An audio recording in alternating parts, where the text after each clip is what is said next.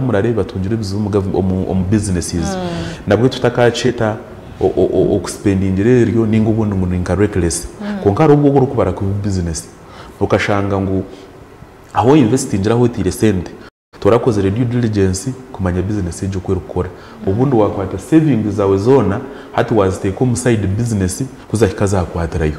tuzagarura magoba tuzagarura capital yawe umubwira ubwo uri kububaziri nabwo no shanga cyakuremesa business yawe utandikire kandi ubundi ushaganira iyo birutiremo na yete ebireta kapikingire hataba mu kuteganisabwa konka loans